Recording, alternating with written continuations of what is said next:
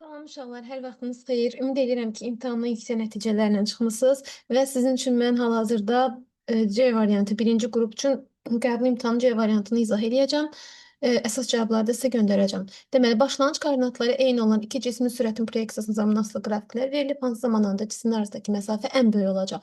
Demişdik ki, iki qrafik arasındakı ən böyük məsafə onların kəsişdiyi nöqtəyə qədərdir. Çünki orada ən böyük fiqur yaranmış olur.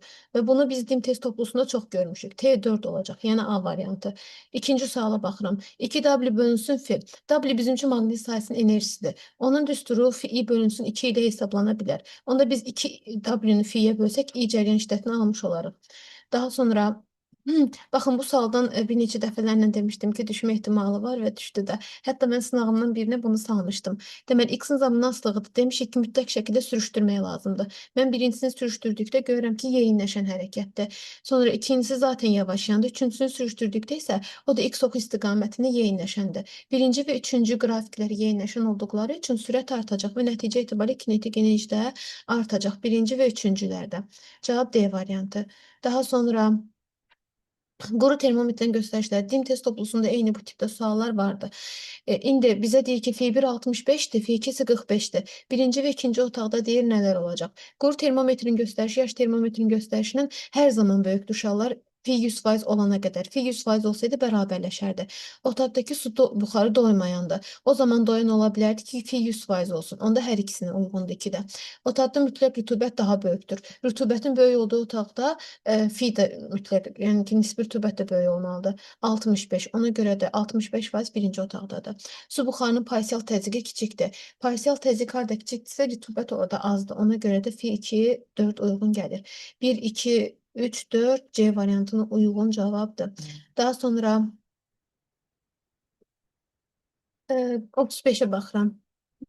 Eyni cismin müxtəlif mayeləri saldıqda iplərdə yaranan gərilmə qüvvələri T1 böyükdür, T2 böyükdür, T3-dür. Mayələrin sıxlıqları arasında hansı münasibət doğrudur? Hər birindən eyni bir cisim asılıb, düzdürmü? Hər birindən onda mg aşağıya doğru, burada da mg aşağıya doğru, burada da mg aşağıya doğru yönəlmişdir. Və yaxşı, və sonlara hansı qüvvələr təsir göstərir? Yuxarıya T1, burada yuxarıya T2, burada yuxarıya T3 və hər birinə ayrı-ayrı yuxarıya doğru itələmə qüvvələri var. F Arximed 1, F Arximed 2, burada da F Arximed 3, düzdür? İndi mən burada T gərilmələr üçün belə deyək də tənliklər yazası olsam, fikir verin, onda deyəcəm ki, T1 nəyə bərabərdir?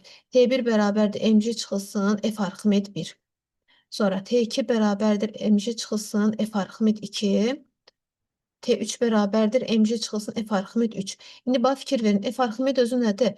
F Arximed rho maye V batan J'dir. Mayenin sıxlığından düz asılıdır. Onda bizə deyir ki, mayenin sıxlıqları arasında münasibət hansıdır?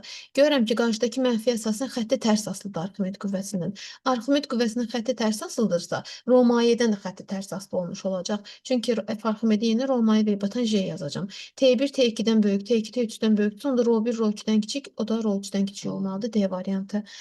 Daha sonra kulon vurulsun volt bölünsün kiloqram. Baxın, hər zaman yadda saxlayın. Joule-un açılışı olaraq biz hər zaman Newton vur metr, watt vur saniyə, kulon vurulsun volt yaza bilərik. Bu hansıdır? QU-dur. Bu da işin vahididir də, yəni işdir. Bu da Joule-dur. Bölünsün kiloqram. Onda mv kvadratı bölü 2-dən biz enerji düsturunu alsaq, buradan V-ni tapası olsaq, kök altını 2-yə kinetik bölünsün M alaraq. Yəni kinetik enerji oldu, kulon vurulsun volt. Burada da M kütlədir. Ona görə deyəcək ki, bu sürətin vahididir. Cavab eləyəcək C variantı. Daha sonra mayelərdə Pascal qanunundan doğruluğunu hansı cihazla necə dəqiqə? Nə deyirdi? Mayelərdə Pascal qanunun doğruluğunu hansı cihazla yoxlamaq olar? Təbii ki, mayeli manometr düzdür. Verilmiş kütlə ideal qaz bir halından iki halına keçir. Bir halından iki halına keçəndə nə baş verir? İzoxor prosesdə V sabit qalır. P təzyiq isə azalır. Bilirik ki, P temperaturdan düz asılıdır. P təzyiq azalırsa temperatur da azalır. Sıxlıq dəyişməz, temperatur dəyişir, azalır. Daxili enerjisi azalacaq, çünki temperatur azalır, verilmiş kütlədir. Daxili enerji kütlədən və temperaturdan asılıdır. Cavab eləyəcək C variantı. Daha sonra 39-cu suala baxıram. Müqavimətlərin nisbətini istəyir. R nəyə bərabərdir? U bölünsün i-dir, düzdürmü? Onda U apsis oxundadır, i isə ordinat oxundadır. Onda baxacağım, bura 1, 2, 3-dür də, yəqin ki, düzdür. Onda R1 böyükdür, R2 böyükdür, R3 olacaq. Çünki U-nu i-yə bölürük. Doğrudur. Sabit həcmdə V konstantdır. Deyir ki, ideal qazın mütləq temperaturu 3 dəfə azaltdıqda T2 bərabərdir T1 bölü 3 olduqda nə deyir? Onun təzyiqi 500 paskal azalıb P2 bərabərdir P1 çıxılsın 500-dür, düzdür? Onda mən burada düz asılıq kimi qursam, T2-ni T1-ə, P2-ni P1-ə bölə bilərəm. T2-ni yerində T1 bölü 2 yazıram. Burada da T1-in özü var idi. P2-ni yerində P1 çıxılsın 500 yazıram. Burada da P1 var idi. İndi mən buradan T1-ləri ixtisar yaparsam bunları belə vuracam da. P1 bərabər olacaq 3 P1 çıxılsın 1500. İndi 2 P1 1500 isə 1 P1 750 olmuş olacaq. Daha sonra bir dəqiqə.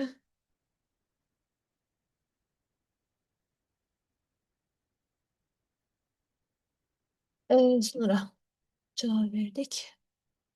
Hə, gəldik digərinə. Deyir ki, fotoeffekt zamanı udulan fotonun enerjisi çıxışını 3 dəfə böyükdür. Yəni Y foton 3A çıxışıdır, düzdürmü? Einstein tənliyinə əsasən Y foton nəyə bərabərdir? Hı -hı. Y foton bərabərdir. A çıxışı üzərinə gəlsin, Y kinetik maksimaldır. Mən 3A çıxışı yazsam, Y kinetik maksimal nəyə bərabər olmuş olacaq? 3A çıxışdan bir A çıxış çıxacam, eləyəcək 2 dənə A çıxışı. Cavab eləyəcək Y variantı. Daha sonra gəlirəm 42-yə. Bununla bağlı bizdə yadınıza gəlsə elektrik yükündə suallar var idi. Deyir ki, M1 və M2 kütləli 2 mat nöqtearası gravitasiya qüvvəsi F-dir. Kütlələri M1 və M3 olan nöqtearası gravitasiya qüvvəsi. Biz bunu Coulomb qüvvələri üçün yazmışdıq dim test toplusunda. Uşaqlar, imtahanınız çətin düşməyib, rahat düşüb. Ümid edirəm ki, maksimum nəticələriniz çoxdur. İndi deməli F qüvvəsi nəyə bərabərdir? J vurulsun M1 vurulsun M2 idi, düzdürmü? Aralarında M1 ilə M2 arasında məsafə var. Normalda böl R kvadratı olmalıydı, amma 2 dam olduğuna görə R kvadratı yerinə 4 yazdım. İndi ikincisi fx kim yazacağım, onu hələ bilmirəm. J vurulsun M1, M3 olmalıdır, düzdürmü? M1 ilə M3 arasında deyir. M3-ü də 2M2 kimi verib. Yazdım 2M2. Aralarındakı məsafədə 4 damadır. 1, 2, 3, 4 dama. Kvadratı 16. Biraz sürətli danışıram ki, siz də hesablaya biləsiniz. Onda deməli nə olacaq buradan? Ee, Bircə dəqiqə. Hə, burada 4-ə bölürüksə, indi bunu da sanki f bölü 2 kimi olacaq da, yəni bu şəkildə. Onda cavab eləyəcək A variantı. Daha sonra baxırıq 43-cü suala. Deyir ki, konturdakı cəryan şiddəti 3 amper olarsa, sarğacdan keçən maqnit seyri 0,6 Weberdir. İnduktivlik L bərabərdir fi bölünsün İ'dir. 0,6-nı 3-ə böldükdə bizə verəcək 0,2. Yəni Y variantı. Sonra 44 deyir ki, ipə bağlanmış cisim şaquli müstəvidə bərabər sürətlə fırladılır. E nöqtəsində ip qırılarsa cisim hansı istiqamətdə hərəkət edir? Cismin hərəkət istiqaməti onun sürət istiqamətidir, düzdürmü?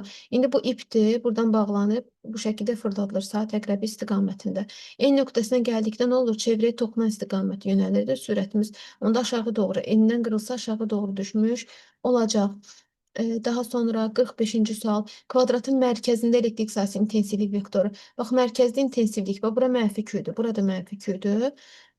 Bunlar isə müsbət küylərdir. Onda deməli, bax, mənfiyə intensivlik daxil oldu. Bunu Y1 yazıram. Bura daxil oldu. Çünki ikincisi də mənfidir.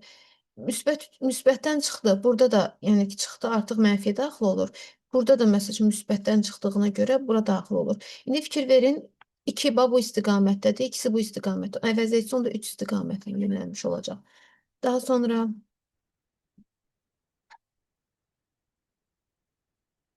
gəldik 46. Deyir ki, bərk cismin mütləq uzanmasının başlanğıc uzunluğuna olan nisbəti təbii ki, nisbi uzanmadır. Çünki epsilon bərabərdir delta L bölünsün L0 olmalıdır. Koordinatın zamana asılı qrafikinə əsasən harmonik rəqs edən cismin təcili amplitud qiyməti. A amplitud nəyə bərabərdir? X maksimal omega kvadratı. İndi buradan x maksimal bizə verib buradan 0,8. Omeganın yerinə nə yaza bilərəm? 2 pi böl t deyilmi? 4 pi kvadratı bölünsün t'nin kvadratı. Periyoddakı rəqsin tamamlandığı zamandır. 4 saniyədir. Öyrəşdiyimiz suallarda əslində. 0,8 vurulsun 4, pi kvadratı 3-ün kvadratı 9, t də kvadratı 16 olacaq. İndi buradan 4 ilə 16-yı çarparsaq burada 4 qalacaq. 4 ilə 0,8-i çarparsaq 0,2, 9-a vurduqda 1,8 olmalıdır. Baxaq görək bu hansı? Bəli, D variantıdır. Daha sonra gəlirik növbəti suala.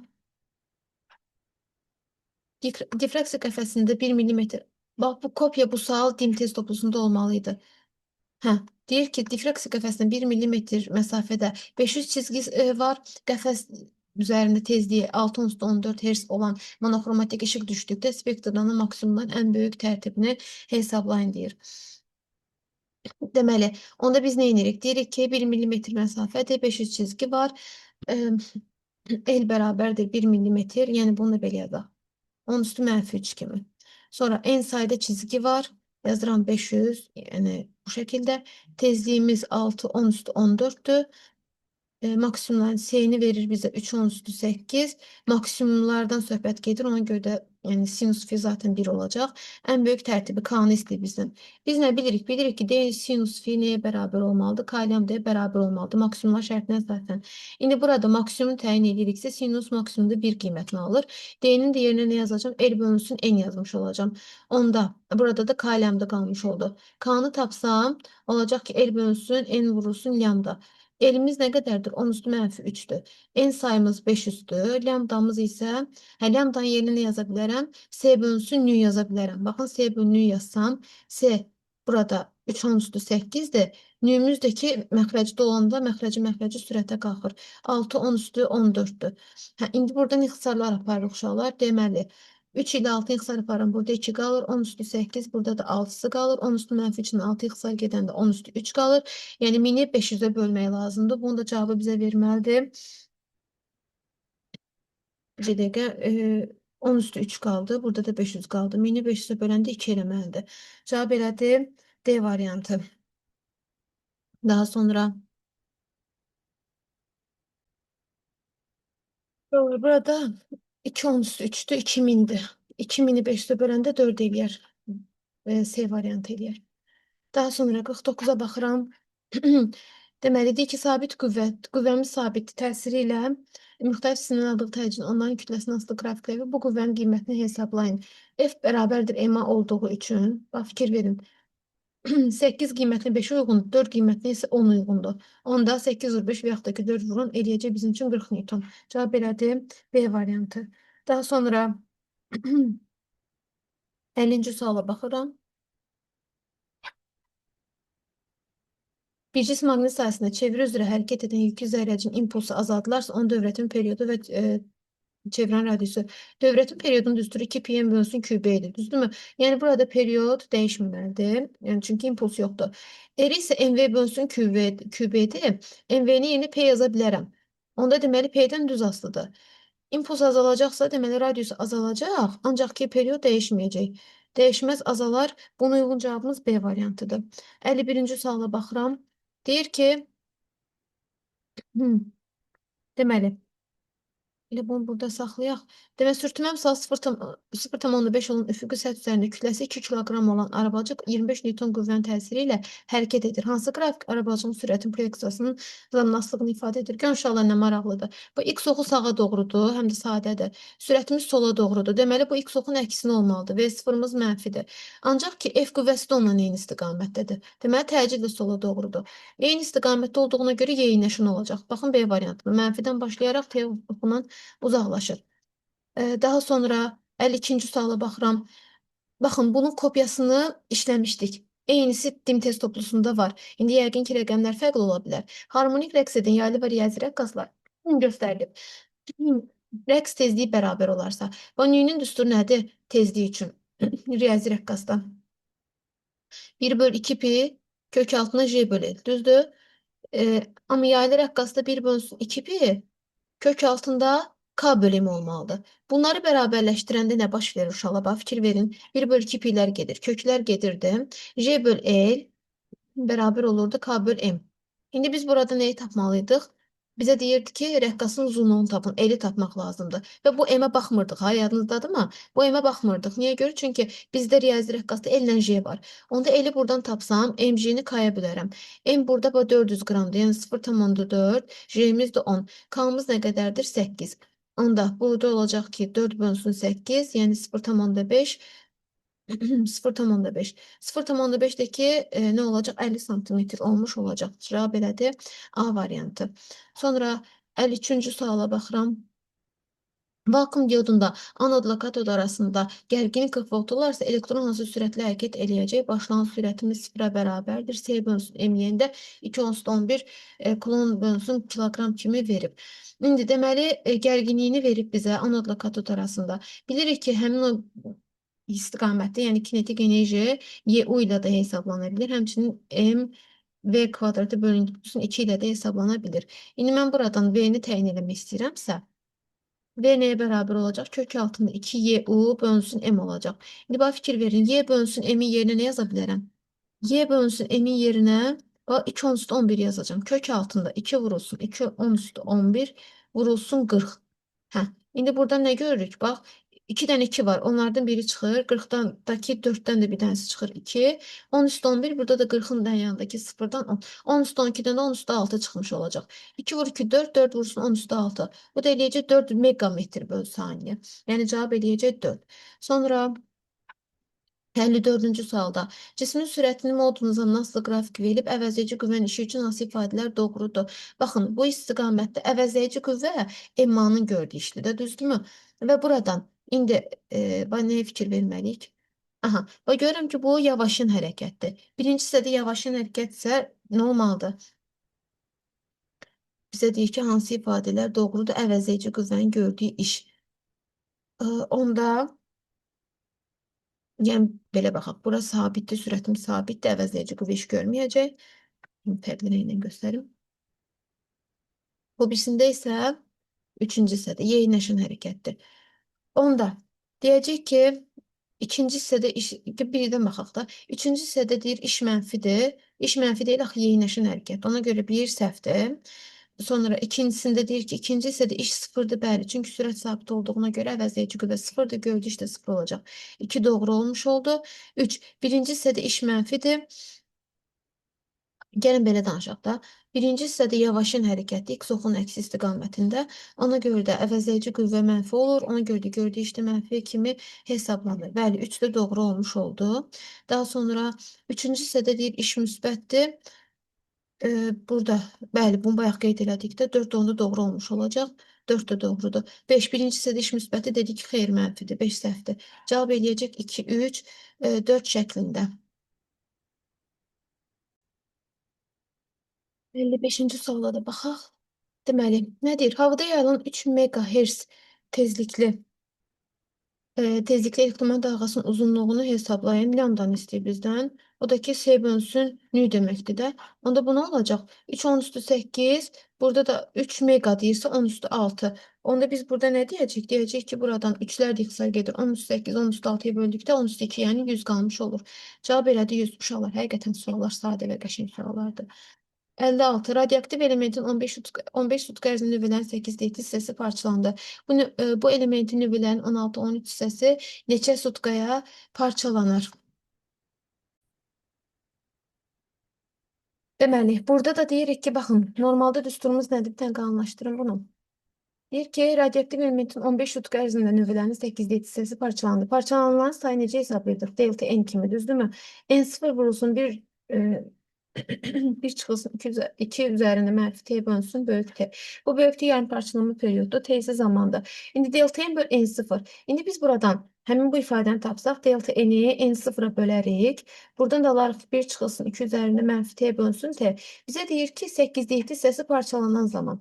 Onda mən bunun üçün buradan belə yazacağım. 8-də 7 bərabərdir. 1 çıxılsın 2 üzərində mənfi. Zamanımızı 15 tutka bilirəm, amma periyodumuzu bilmirəm. Həmin bu periyodu tapmaq lazımdır. Odur ki, 2 üzərində mənfi 15 bölünsün böyük t-ni tapanda 1-dən 8-də 7-ni çıxırıq, 8-də 1 edir. 8-də 1 də 2 üstü mənfi 3 deməkdir. Əmsallar eyni olanda qüvvətlər də eyni olur. Həmin bu ifadələri bərabərləşdirsəm, mənfilər iqtisad gedəcək. 15-i t-yə böləndə 3 alınırsa, t-miz onda 5-dir. T-ni 5 tapdıqmı, indi gələcəm digəri üçün hesablayacağım. Baxın, baba burada. Buradan hesablayıram. Onda deyəcəm ki, 16'da 15 hissəsi parçalanıbsa, 1 çıxılsın 2 üzərində mənfi t'ni bilməyəcəm artıq burada, amma bu periyodu 15 biləcəm. 16'da 5. 1-dən 16'da 5'e çıxanda 16'da 1 qalır. 2 üzərinə mənfi t bölünsün 5. 16'da 1 isə nədir? 2 üstü mənfi 4 deməkdir. Yenə də əmsallar eyni olduğuna görə qüvvətləri eyni götürürəm. Mənfilər gedir. T-ni 5'e böləndə 4 alırıqsa T-miz onda olmalıdır. 20 sutka deyib 200 yazırım.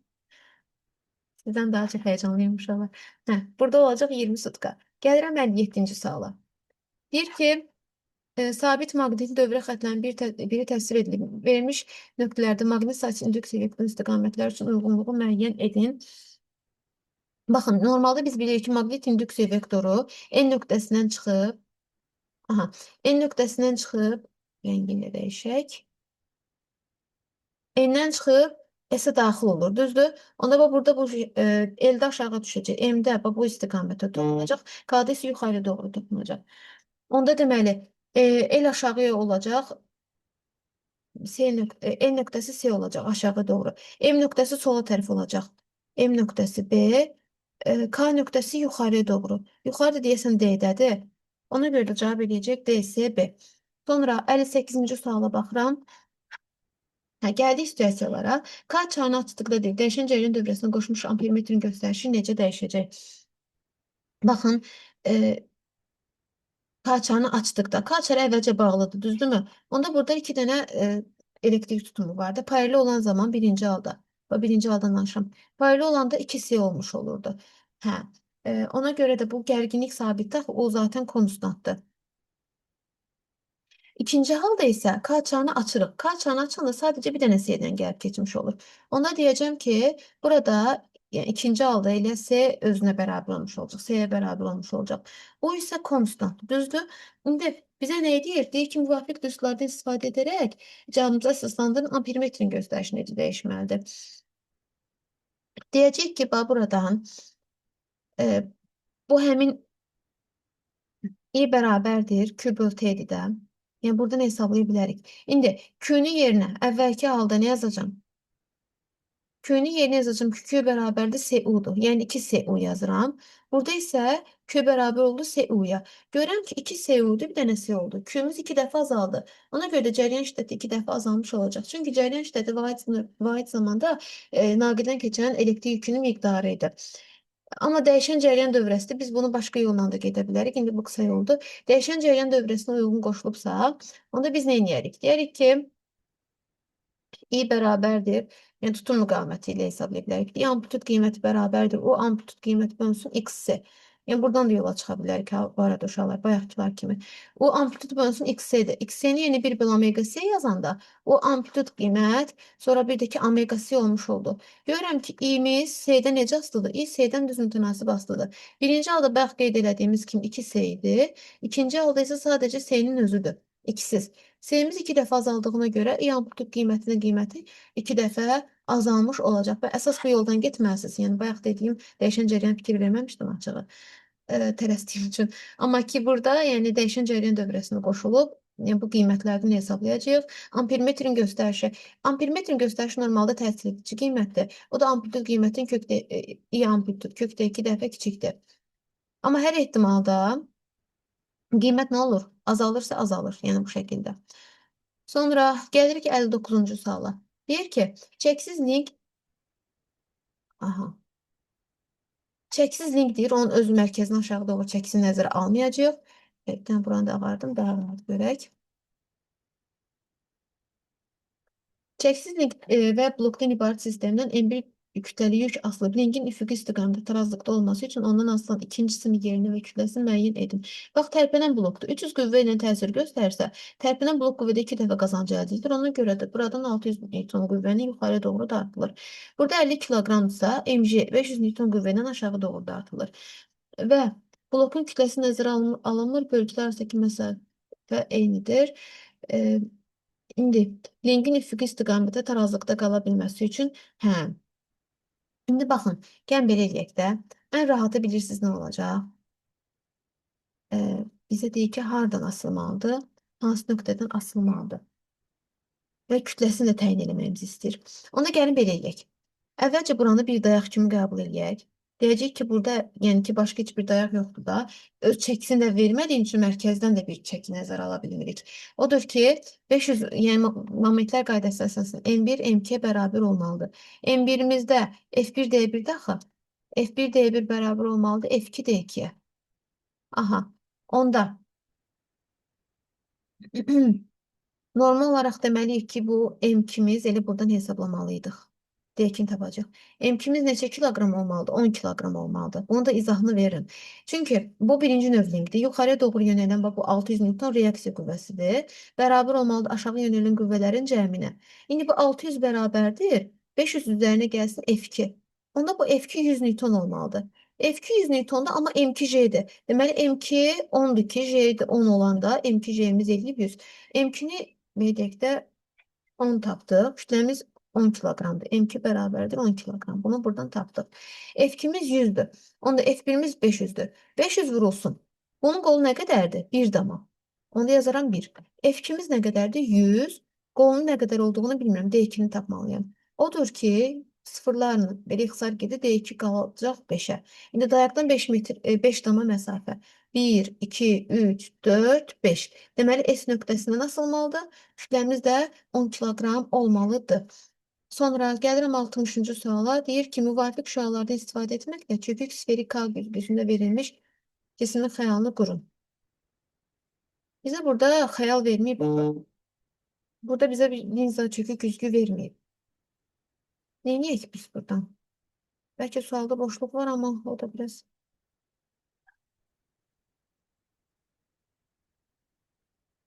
Çökük güzgün buradan quraq. Amma deyir K güzgüsündə, bura K güzgüsüdür. Verilmiş cismin xəyalını qurun. Bura F nöqtəsi olacaq. Bu da 2F-dir, hansı ki O nöqtəsidir. İndi biz burada nə edə bilərik ki? Çökük güzgün biz toplayıcı linza ilə əlaqələndirik ki, orada da həyatda qalan olur da. İndi hər birindən yəqin ki, o göstərməliyik. Yəni siz buradan göstərəcəksiniz, amma sualda yəqin ki, bir boşluq var.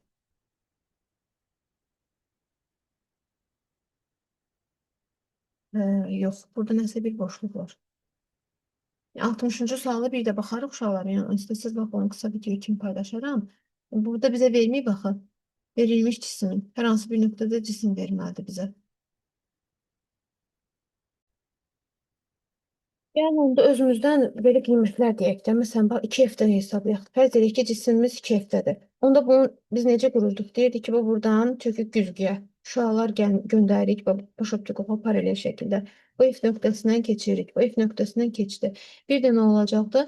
Bir də deyirdik ki, bu F nöqtəsinin özündən, yəni cisim özü bax buradan qoy rəngini dəyişim, fərqli olsun göstərək. Bu şəkildə belə göstəririk. Sonra həmin buradan əslində biraz əyiləcəkdik biz. Bu birisini də geri düzəldək. Bunu da göstərim. Biraz daha düzgün olsun. Buradan belə paralel göndərdik. Sonra bu F nöqtəsindən bu şəkildə gəlib keçməlidir. Yəni çünki 2F-də olanda 2F-də alınmalıdır. Ona görə deyirəm, belə olsun. Bu da yəqin ki sizə tam yerə göstərəcəm. Bu F-dən tam keçə bilməyib, baxı ona görə qoyun. F-dən tam keçirdim.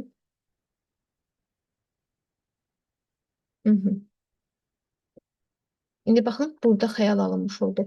Xəyalımızı da bu qara rənglə göstərəcəm. Qara rənglə göstərməyəm yaxşı olmadı. Belə bu rənglə göstərəcəm. Bu da bizim xəyalımız oldu. Əgər 2F-də alacaqsa, 2F-də də alınmış oldu. İndi siz yəqin ki, bunu bilirsiniz də. Yəni 2F-dən 2F-də alınır. Məsəl üçün, indi sonsuzluqda olsaydı, gəlib F nöqtəsini görüşəcəkdi. Əgər bizə heç birini verməsəydi, xəyalımızı məsəl üçün verməsəydi, onda deyəcəkdik ki, sonsuzluqdan gəlirsə, gəlin F nöqtəsində belə görüşür. Həmçinin buradan da gələn sonsuzluqdan gələn əyiləcəkdir. F nöqtəsində görüşəcəklər. Bu şəkildə. Yəni, bizə burada verməyib açığa. Versəydi, qəşəng göstərərdik. Belə uşaqlar, ümid edirəm ki, düzlərinizin sayı olduqca çoxdur. Hətta 39 yazanların sayı çox olsun. Bu bizim üçün qürurlandırıcı bir haldır. Sizə bundan sonraki həyatınızda da bol-bol uğurlar arzulayıram. Hər biriniz mənim üçün çox əzizsiniz. Ümid edirəm ki, bu videom sizin üçün faydalı oldu. Gəlin izahlarda görüşmək ümidi ilə. Hələlik özünüzə yaxşı baxın.